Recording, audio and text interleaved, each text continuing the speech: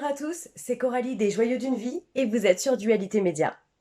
Je suis donc conseillère en lithothérapie et j'ai décidé de créer Les Joyaux d'une Vie, une boutique sur internet où vous pouvez trouver mes créations de bracelets, des bijoux, tout ce qui est boucles d'oreilles, bagues, des pierres roulées, mais aussi des huiles essentielles. Tout ce qui tourne autour de la lithothérapie. La lithothérapie, en fait, c'est soigner les maux par les pierres. Les pierres, en fait, elles dégagent des énergies, ce qui peut en fait soulager, ce qui soulage certains maux, comme la fatigue, comme la dépression, comme les angoisses, voilà, comme tous les maux de la vie, autant physiques que psychiques. Il existe plusieurs pierres et minéraux, et toutes ces pierres ont des vertus. Parfois, une pierre peut avoir 10 vertus. La lithothérapie existe depuis très très très longtemps, mais le nom lithothérapie existe que depuis 10 ans. Avant, au Moyen-Âge, on s'en servait pour par exemple, quand des personnes avaient de la fièvre, on leur mettait un émeraude, pardon, dans la bouche, ce qui permet en fait de baisser la fièvre naturellement. Donc les enfants et les bébés peuvent avoir leurs pierres. Pour les enfants, souvent c'est l'ambre, le quartz rose, ce sont des pierres douces, voilà. C'est très bien connu que pour les maux de dents, quand les bébés font leur poussée dentaire, ils ont tous des colliers d'ambre autour du cou, donc ça fait très très très longtemps que ça existe. Je pense que même que les personnes ont connu ça en premier, sauf qu'en fait il n'existe pas que l'ambre, voilà, il existe 400 minéraux. Moi personnellement, dans ma boutique il n'y en a pas 400, mais j'en utilise à peu près une cinquantaine, voilà, les 50 plus importantes et les plus connues, quoi. Mais voilà. Et pour les enfants, on va pas leur donner une pierre forte, par exemple, pour éviter la dépression, parce que normalement, un bébé ne déprime pas. Voilà. Mais voilà, l'ambre fait vraiment le nécessaire. C'est la pierre pour les enfants et pour les bébés. Pour choisir sa pierre, c'est simple. C'est déjà quand vous arrivez donc soit sur une boutique en ligne, soit sur une boutique en vrai, vous regardez déjà celle qui vous attire, soit par rapport à sa forme, soit par rapport à sa couleur. Et ensuite, bien sûr, par rapport à vous, ce que vous avez besoin en ce moment. Est-ce que vous avez besoin de confiance en vous? Est-ce que vous avez besoin d'énergie? Est-ce que vous avez besoin d'aller mieux? Est-ce que vous avez besoin d'amour? Enfin voilà, tout ça. C'est vous, vous écoutez et surtout ce qui vous parle le plus. Voilà, c'est surtout ça. Mais souvent, je trouve que moi, personnellement, quand j'ai choisi mes premiers pierres, c'était leur forme et leur couleur qui m'ont attirée. Et ensuite, j'ai regardé les vertus qui correspondaient exactement à ce que j'avais besoin. Pour entretenir sa pierre, alors, il n'y a pas de règle. Voilà. Mais moi, voici mes conseils. Pour entretenir ces pierres, il faut d'abord donc les purifier. Donc moi, ce que je fais, c'est que je prends un verre d'eau, je mets ma pierre dedans, je rajoute un peu de sel et je laisse tremper comme ça 1 heure, 2 heures, 3 heures. Voilà. Mais attention, ça dépend des pierres parce que parfois le sel peuvent un peu les abîmer. Donc voilà. Mais ça, pareil, ça sur internet, vous trouvez l'information sur mon site. Voilà. Donc déjà, ça c'est pour les purifier. Moi, je le fais à l'eau. Il y en a qui les mettent dans la terre. Il y en a qui les purifient simplement avec de l'encens. Moi, j'utilise l'eau salée. Voilà. Et pour les recharger, donc soit à la lune, soit au soleil. Voilà, au bord d'une fenêtre, souvent dans un coquillage, c'est ce qu'on conseille, de les positionner dedans, mais sinon sur un petit plateau, au rebord de la fenêtre, à la lumière du soleil ou à la lune, c'est parfait. Et au niveau de la fréquence, il n'y a pas forcément de fréquence, c'est quand vous ressentez que les pierres font un peu moins d'effet. Voilà. Moi, par exemple, mes pierres pour le sommeil, je le fais 1 fois par mois. Voilà. Mon bracelet en citrine que j'ai pour la confiance et tout ça, je le fais 1 fois tous les 15 jours. Voilà. Ça dépend, c'est au ressenti en fait. Alors pour les pierres, sous quelle forme?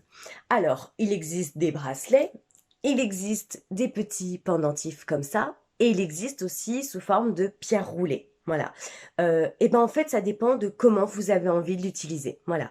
Si c'est quelque chose que vous avez envie vraiment d'avoir tout le temps sur soi facilement, je conseille le bracelet ou le petit pendentif. Si c'est quelque chose que voilà, c'est de temps en temps, ça sera pas tout le temps, ça sera que occasionnel, une petite pierre roulée à glisser dans la poche, c'est tout bon. C'est vraiment quelle utilité je vais en avoir, combien de fois je vais le mettre, est-ce que je le veux tout le temps ou est-ce que je le veux de temps en temps. Voilà. Alors ce que je conseille pour le trouble du sommeil, c'est ça. Du quartz rose et de l'améthyste. Donc ça, c'est sous forme de pierres roulées. Comme vous pouvez le voir, ce sont des petites pierres, elles sont sont petites, voilà. Donc moi, ce que je fais, c'est que je les mets sous mon coussin, dans un petit sachet en organza, ou alors comme ça, vous les mettez sous le coussin. Et donc, ça va faire bientôt 3 ans que je les ai, et je dors très très bien. Ça enlève les cauchemars, ça permet pour les personnes qui se réveillent souvent la nuit, et ben une fois qu'ils ont leur pierre sous leur coussin, ils vont se réveiller, au lieu de se réveiller, je sais pas, 10 fois dans la nuit, ils vont se réveiller plus que 2 fois. Et puis petit à petit, avec le temps, ils se réveilleront plus. Voilà. Et donc c'est celle-ci que je purifie et recharge une fois par mois. Pour les appréhensions, les doutes et les angoisses, je conseille l'améthyste. L'améthyste, c'est vraiment la pierre, donc en pierre roulée ou comme ça, ou en bracelet, hein. C'est vraiment la pierre pour les personnes anxieuses, angoissées, stressées, tout ça, toutes les personnes un peu tendues. L'améthyste, ça apaise. C'est une pierre apaisante, c'est la base. Elle a plein d'autres vertus, hein, mais elle est vraiment reconnue pour ça. Pour la gaieté et la joie de vivre, le quartz rose.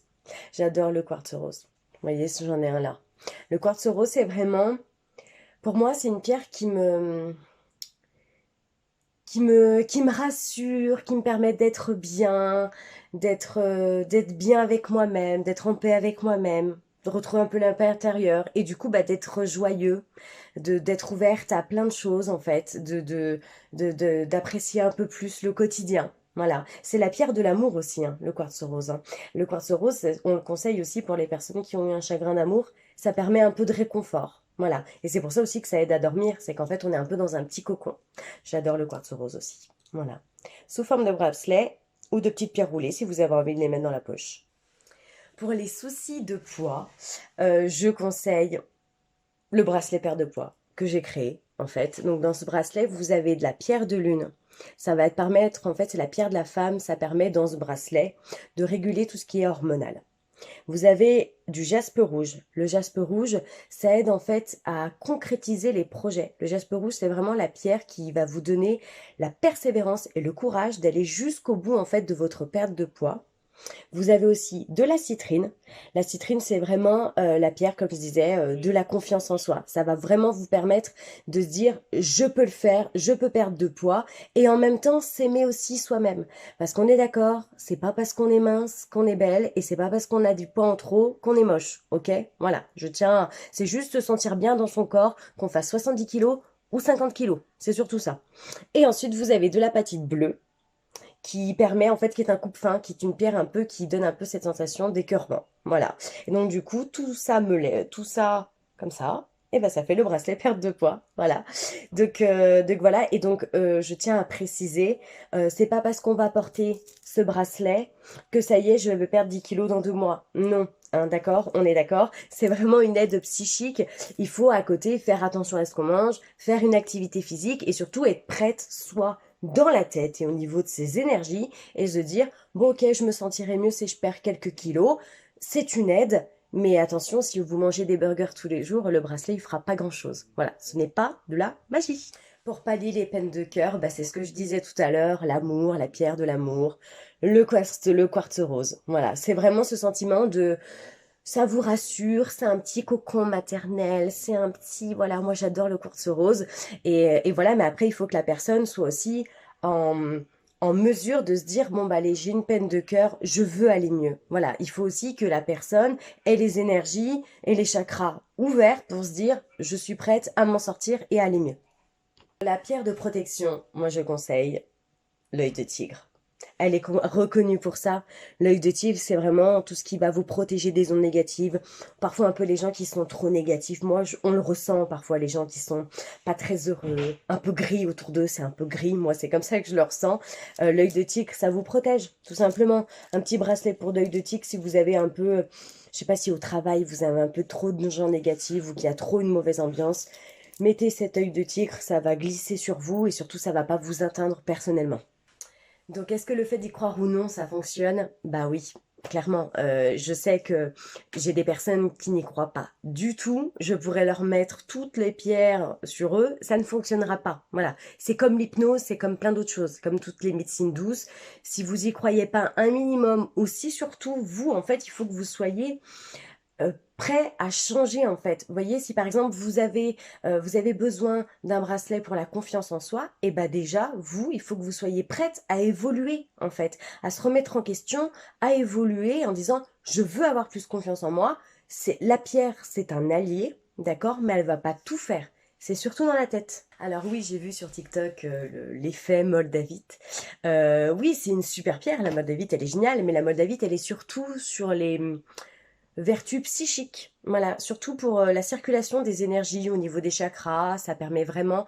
Cette pierre ne va pas correspondre à une personne qui ne connaît pas, qui n'est pas dans la spiritualité, qui n'est pas dans la communication, qui n'est pas dans tout ce qui est ouverture d'esprit, enfin, ou pour les tout débutants, la moldavite ne servira pas. Par contre, c'est super pour les personnes, par exemple, qui ont des dons de clairvoyance, pour les personnes qui tirent les cartes, pour les personnes qui, voilà, qui ont des communications avec l'au-delà, des choses comme ça. La moldavite, elle est très, très, très forte pour ça. Elle est super. Moi, j'adore cette pierre. Mais moi, par exemple, j'en ai pas parce que je ne fais pas ça, en fait. J'en ai pas besoin. Voilà. Mais ouais, c'est une pierre super. Mais voilà. Mais je la conseille pas pour des débutants pour l'acheter parce qu'ils l'ont vu. Non, je la conseille pas comme ça. Mais en tout cas, elle est top. Dernier conseil, je dirais, ne vous fiez pas. Si par exemple vous avez envie de vous lancer dans la lithothérapie, que vous savez déjà à peu près quelle pierre vous avez besoin et que vous allez vous balader sur internet pour trouver votre pierre, ne regardez pas le prix. Le prix ne veut rien dire. C'est pas parce que vous avez un bracelet qui va vous coûter 39 euros, 40 euros, 50 euros que c'est sûr que c'est de la vraie pierre. Ça ne veut rien dire, d'accord? Et faut vraiment regarder un peu, bah, surtout le site, qui est la personne qui vous propose ça, est-ce que la personne y connaît? Moi, souvent, quand on vient commander sur mon site, avant, on me contacte soit sur TikTok, soit sur Instagram, soit sur Facebook pour avoir des conseils. Je réponds à tout le monde. J'essaye vraiment de conseiller le mieux la personne. Et pourtant, j'ai pas des prix voilà, de folie, quoi. Et c'est pas pour autant que c'est du faux. Voilà, tout simplement. Mais voilà, faire attention à pas prendre du faux. Et voilà, c'est pas parce que c'est cher que c'est du vrai. Ça ne veut rien dire. Et surtout, écoutez votre instinct. Écoutez ce que vous avez besoin. Allez mieux. Profitez de tout ce qui vous entoure. Écoutez les signes de la vie. Voilà, tout ça. Vraiment, il faut être ouvert sur ça par rapport à la lithothérapie. Il faut vraiment être ouvert sur ça. Moi, personnellement, ça m'a énormément aidé et ça fait 3 ans que les pierres me font du bien et me permettent d'être apaisée et de kiffer la vie, quoi. Donc voilà.